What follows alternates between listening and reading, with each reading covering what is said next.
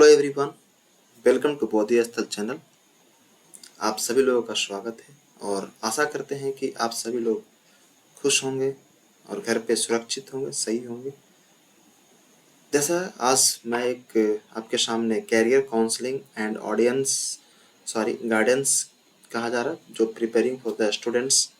और हर तरफ जो है अभी कह सकते हैं कि रिजल्ट का दौर है, चाहे 10th बोर्ड हो या 12th का हो, स्टेट बोर्ड का हो या सीबीएसई बोर्ड का हो। हर जगह जो है सब जगह रिजल्ट्स आ रहे हैं।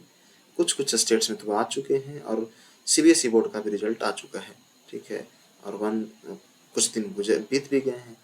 बहुत सारे जो बच्चे हैं उन लोगों का रिजल्ट बहुत ही बेटर आया और बहुत लेवल तक के जो है जो चाहिए था उनको अपने मुकाम में हासिल किए। तो और जो कुछ लोग ऐसे हैं जिनको हाथ निराशा भी लगा, जितना वो स्कोर चाहते थे उतना स्कोर वो नहीं कर पाए।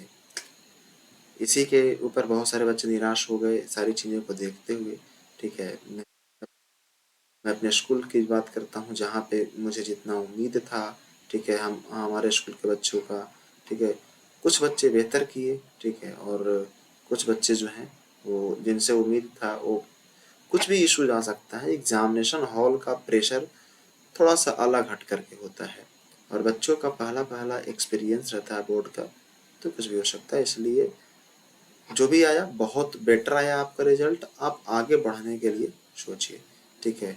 एक इसी के साथ हम कुछ चीज़ें डिस्कस करेंगे जो कि आपके लाइफ के लिए हेल्पफुल हो सकता है।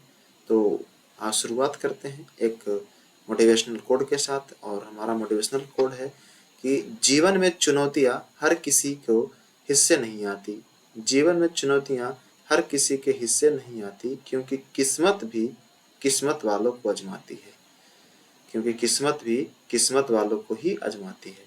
तो बात सही है कि यदि आपके सामने रिजल्ट यदि आपका कुछ कम आया है, खराब आया है, ठीक है, तो समझिए कि आपका फ्यूचर कुछ अलग ही डिसाइड करता है। आप जो है जो कहा जाता है कि भाग्य तकदीर, ठीक है, आपका जो लक है वो आप उसके ऊपर डिपेंड नहीं हुई, आप स्वयं उसको लिखिए।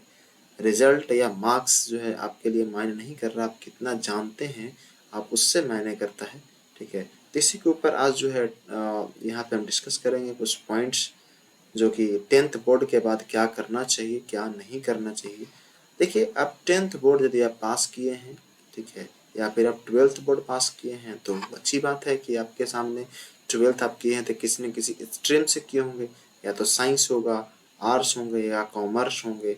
3 स्ट्रीम्स आप लेके चल रहे होंगे। लेकिन जो बच्चे 10th किए होंगे उनके सामने जो है ये थोड़ा सा कन्फ्यूजन का सवाल हो जाता है कि आखिर वो कौन सा स्ट्रीम सेलेक्ट करें। साइंस से जाएं, आर्ट्स से जाएं। साइंस में भी आपके 2 स्ट्रीम्स डिवाइड है, ठीक है। एक आप जो है बायो का सिलेक्शन कर सकते हैं और सेकंड आपका जो है मैथ को लेकर के आगे बढ़ सकते हैं। और बहुत सारे बच्चे आर्ट्स में सेलेक्ट हो जाते हैं कि नहीं हम आर्ट्स लेकर के जो है आगे बढ़ेंगे, ठीक। और बहुत सारे ये भी हैं कि जो है कॉमर्स से एडमिशन करवाते हैं। तो यहाँ पर हर फेज का अलग अलग चीज़ें हैं। पहला ये है कि यदि आपका 10th में साइंस में इंटरेस्ट ज़्यादा है, या ठीक है मैथ आपको बनाने में इंटरेस्ट है, तो आप बेहद मैथ से ही आगे बढ़िए, ठीक है। और उसी के सेक्टर में आप जो है आगे बढ़ करके मैथ से ही आप मैथ, फिजिक्स, केमिस्ट्री से आप 12th को आगे कंटिन्यू करें। क्योंकि यदि मैथ में आपका इंटरेस्ट है तो बहुत सारे बच्चों का होता है कि मैथ बहुत वीक होता है, तो आप एक्स्ट्रा आपके पास बायो का ऑप्शन है। बायो आप इजीली लेकर के आप अपने कैरियर को आगे कर सकते हैं। लेकिन आप ये भी आपको ध्यान में रखना होगा कि आज का जो एजुकेशन है, ठीक है, वो कॉमर्शियल एजुकेशन है। आप ऐसा एजुकेशन, ऐसा सब्जेक्ट सिलेक्ट करें, आप ऐसे सब्जेक्ट के साथ, ऐसे स्ट्रीम के साथ आप आगे बढ़ें जो कि आपके फ्यूचर में जॉब ओरिएंटेड हो सके। क्योंकि आज का एजुकेशन नॉलेज का एजुकेशन नहीं है। आप सक्सेस इस वैल्यू से नहीं माने जाएंगे कि आप कितना एजुकेटेड हैं। आप माने जाएंगे कि आप यदि आपने एजुकेशन लिया है और आप फ्यूचर में कौन से जॉब कितनी जल्दी आप सेटल्ड करते हैं, ठीक है। एक्चुअली मेरा यहाँ पे कहना ये गलत हो सकता है कि जो है सफलता, सक्सेस का मीनिंग बदल बदल रहा है, लेकिन हकीकत बात यही है। ठीक है, कि आज के डेट में आप कितने जल्दी पढ़ करके आप अपने लाइफ को सेटल्ड करते हैं, आप जॉब सेटल्ड करते हैं, क्योंकि माता आपके पेरेंट्स माता पिता का आपसे उम्मीद होता है, होप होता है। आज के पेरेंट्स भी जो है बहुत ही कम पेशेंस रखते हैं। वो चाहते हैं कि ज़्यादा से जल्द मेरा बच्चा जो है, ठीक है, 12th खत्म करे और इंजीनियरिंग खत्म करे या फिर जो कुछ भी कंप्लीट करके और तुरंत जॉब करने लग जाए, ठीक है, बस किसी तरह से कुछ पैसा अर्निंग करना शुरू कर दे। तो इस जो ऐसा युग है कि बच्चों के ऊपर बहुत प्रेशर है, ठीक है ना, मेंटली प्रेशर है उनके ऊपर। तो इस चीज को देखते हुए आप ऐसा कोई सब्जेक्ट नहीं सेलेक्ट कर ले जिसका फ्यूचर में उसका डिमांड कम हो या फिर फ्यूचर में उसकी आवश्यकताएं कम हो।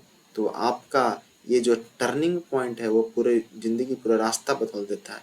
जाता है कि जब समय टाइम होता है तो बुद्धि नहीं आती, नॉलेज नहीं होता, और जब नॉलेज ज्ञान आता है तो समय नहीं रहता। और जिसको दोनों चीज एक ही बार मिल जाता है, समझिए कि उसका लाइफ बन जाता है, सक्सेस हो जाता है, जिंदगी सफलता हासिल कर लेती है।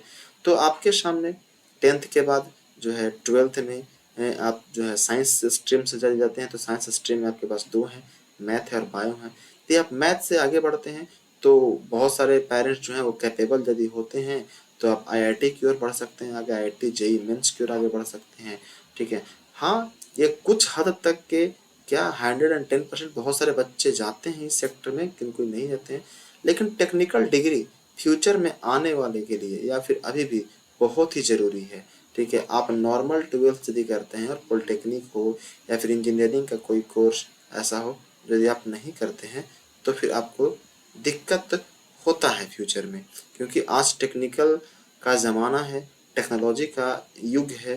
तो आपको टेक्निकल यदि डिग्री है तो आप जल्दी सक्सेस कर पाएंगे, या फिर यदि गवर्नमेंट जॉब की ओर प्रिपरेशन करते हैं तो आप गवर्नमेंट जॉब हासिल कर लेंगे, या प्राइवेट सेक्टर में आप जाना चाहेंगे तो भी प्राइवेट सेक्टर में आपको ये सारी डिग्रियां और जो है आपको आवश्यकता पड़ेगी, तो इसलिए ज़रूरी है।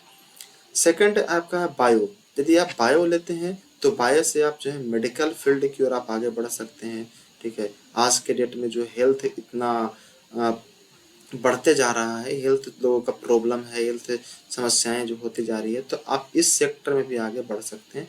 तो बायो करने के बाद आप नर्सिंग डिपार्टमेंट है या फिर नीट का एग्जाम्स है या फिर किसी प्रकार का फार्मेसी का जो है आप कोर्स कर सकते हैं। तो ये सारी चीज़ें हैं। फिर उसके बाद जो है आपका, यदि हम आगे बढ़ते हैं तो आप आर्ट्स का स्ट्रीम ले सकते हैं। तो आज के डेट में आर्ट्स जो स्ट्रीम है वो बहुत ही कम बच्चे यूज करते हैं, ऐसा हम कह सकते हैं। इसलिए कह सकते हैं कि आर्ट्स करने के बाद यदि आप जो है आर्ट्स से ग्रेजुएशन आपको करना होगा, क्योंकि आप साइंस फिर बाद में ऑप्ट नहीं करेंगे। और आर्ट्स का जो सब्जेक्ट है वो आप यूपीएससी या फिर एडमिनिस्ट्रेशन डिपार्टमेंट में जाने के लिए आपका बहुत ही यूजफुल हो सकता है।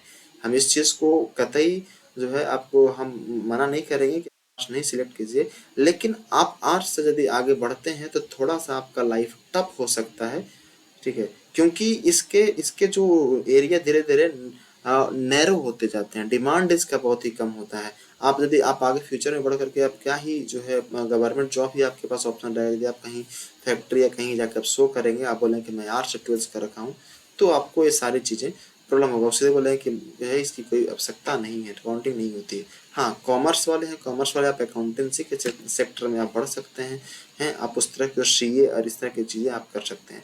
तो थोड़ा सा आर्ट्स सब्जेक्ट को लेकर के आपको थोड़ा सा वरीड अबाउट हो जाता है, चिंता हो जाती है। लेकिन आपको कम से कम, मेरा पर्सनल ओपिनियन होता है कि 12th कम से कम आप जो है साइंस से ही करें, ताकि आप बाद में आप आर्ट्स ऑप्ट कर लीजिए, कोई दिक्कत नहीं है। थिंकिंग लेवल थोड़ा सा बढ़ जाता है कि पढ़ाई लिखाई जब करते हैं तो कैलकुलेशन चीज़ें हो जाती है। तो इस तरह सारी चीज़ें। अब बात करते हैं 12th के ऊपर। तो 12th के जब आप बात करते हैं तो 12th के बाद आप ग्रेजुएशन हम आप बढ़िया यूनिवर्सिटी से करें, स्टीम्ड यूनिवर्सिटी करें और प्रयास करें क्लास करने का, ये सारी चीज़ें। तो बस इतना ही। और यदि किसी वक्त आपको प्रॉब्लम हो तो आप कमेंट कीजिए, कोई ऐसा टॉपिक जो आपको समझ में नहीं आता, कहीं आपको कन्फ्यूजन है, तो आप कमेंट कीजिए, हम उसको प्रयास करेंगे कि उसके ऊपर कुछ ना कुछ हम आपको सॉल्यूशन दें। तो आज के लिए बस इतना ही है, क्योंकि वीडियो बहुत लंबा हो जाएगा। और आप मेरे सब्सक्राइब करें, ठीक है। Thank you everyone.